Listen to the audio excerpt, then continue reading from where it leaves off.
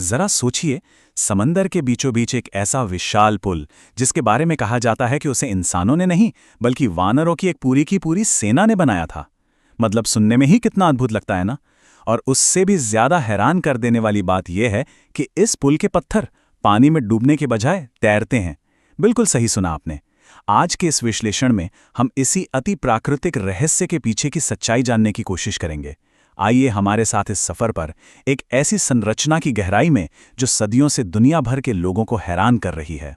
तो यहाँ सबसे अहम सवाल ये उठता है कि क्या ये सब महज रामायण की एक कहानी है, या फिर इन गहरे नीले पानी के नीचे वाकई कोई ऐसा ठोस सच छिपा है जिसे हम अभी तक पूरी तरह समझ ही नहीं पाए हैं। देखा जाए तो सदियों से ये एक बहुत बड़ी बहस का विषय रहा है। कुछ लोग इसे अटूट आस्था का प्रतीक मानते हैं, तो कुछ इसे महज एक भौगोलिक चमत्कार कहते हैं। आखिर सच क्या है? चलिए सबसे पहले बात करते हैं हमारे पहले अध्याय की, तैरते पत्थरों का रहस्य। हजारों साल पहले की बात है। रामायण में एक ऐसे पुल का जिक्र मिलता है जिसे भगवान राम की बानर सेना ने भारत से श्रीलंका तक पत्थरों को जोड़कर बनाया था। मकसद बिल्कुल साफ था, लंका तक पहुंचना। अब नॉर्मली अगर आप एक भारी पत्थर पानी में फेंकेंगे तो वो तुरंत डूब जाएगा, राइट? लेकिन यहाँ कहानी कुछ और ही है। दिलचस्प बात यह है कि भारत के कुछ मंदिरों में आज भी ऐसे पत्थर मौजूद हैं जिन्हें बाकायदा पानी में तैरते हुए दिखाया जाता है। ये कोई सुनी सुनाई बात नहीं है, लोग अपनी आंखों से इन्हें तैरते हुए देखते हैं। और सच कहूं तो यहीं से ये रहस्य एक अलग ही लेवल पर चला जाता है। अब आते हैं आधुनिक युग पर, हमारा दूसरा भाग, सैटेलाइट इमेजरी और इससे छिड़ी नई बहस। सालों बाद जब अंतरिक्ष से सैटेलाइट ने तस्वीरें खींची तो पूरी दुनिया का ध्यान इस तरफ खिंच गया। इन तस्वीरों में भारत और श्रीलंका के बीच पानी के नीचे एक लंबी श्रृंखला जैसी संरचना बिल्कुल साफ दिखाई दे रही थी। इन तस्वीरों के सामने आते ही ना इंटरनेट पर लिटरली एक सैलाब सा आ गया। लोग दो हिस्सों में बंट गए। एक तरफ वो लोग हैं जो इसे विशुद्ध रूप से एक प्राकृतिक भौगोलिक संरचना मानते हैं, लेकिन वहीं दूसरी तरफ बहुत से लोग ऐसे भी हैं जो कहते हैं कि नहीं भाई, ये तो प्राचीन और बेहद एडवांस्ड इंजीनियरिंग का जीता जागता सबूत है।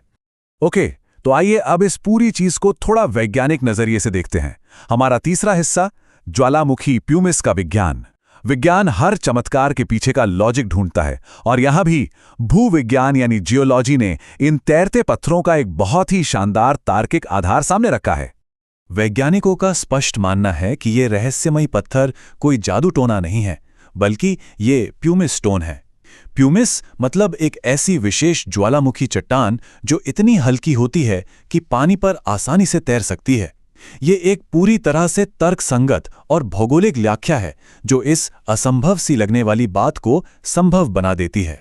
अब ये काम कैसे करता है?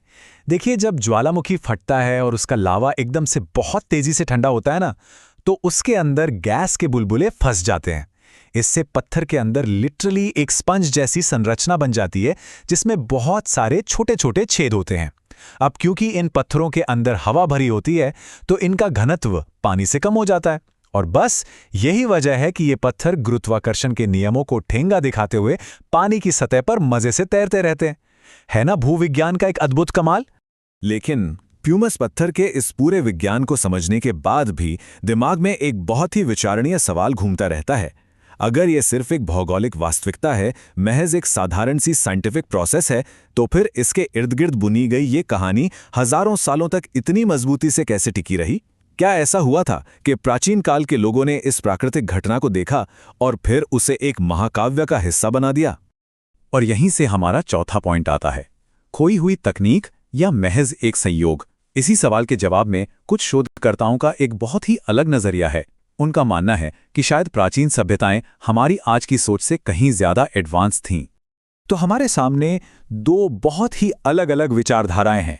एक तरफ ये संभावना है कि ये पुल किसी ऐसी प्राचीन तकनीक का नतीजा है जो अब पूरी तरह से लुप्त हो चुकी है, जहां जानबूझकर ऐसे खास पत्थरों को चुना गया। और दूसरी तरफ ये विचार है कि रामसेतु महज एक प्राकृतिक संयोग है जिसे बाद में हमारी पौराणिक कथाओं के साथ बहुत ही खूबसूरती से जोड़ दिया गया। इन सब के परे है हमारा पांचवा और एक बहुत ही गहरा बिंदु, आस्था का पुल। देखिए, वैज्ञानिक विश्लेषण और ऐतिहासिक बहस से अपनी जगह हैं, लेकिन राम सेतु अनगिनत लोगों के लिए केवल पत्थरों का एक ढांचा भर नहीं है। ये आस्था, विश्वास और एक गहरे आध्यात्मिक जुड़ाव का प्रतीक है। कुल मिलाकर बात यह है कि जब विज्ञान, अध्यात्म और पौराणिक कथाएं एक ही पॉइंट पर आकर मिलते हैं ना, तो रहस्य खत्म होने के बजाय और भी ज्यादा गहरा और दिलचस्प हो जाता है। इतिहास में कुछ अध्याय ऐसे हैं जिन्हें अभी तक हम पूरी तरह से डिकोड नहीं कर पाए हैं। ये पुल उसी अधूरे ज्ञान और अनंत संभावनाओं का प्रतीक है जो हमें आज भी सोचने पर मजबूर कर देता है। राम सेतु तो खैर आज भी दुनिया को अचंभित करता है और करता रहेगा, लेकिन इस दुनिया में रहस्यों की कोई कमी थोड़ी ना है। हमारी अगली चर्चा में हम एक ऐसे गांव की ओर रुख करेंगे जिसका नाम है जतिंगा। आखिर ऐसा क्या है जो वहां हर साल पक्षियों को अपनी ही मौत की तरफ उड़ने पर मजबूर कर देता है? प्रकृति के इस सबसे अजीबोगरीब व्यवहार के पीछे का सच क्या है, जानेंगे हमारे अगले विश्लेषण में। तो जुड़े रहिए हमारे साथ।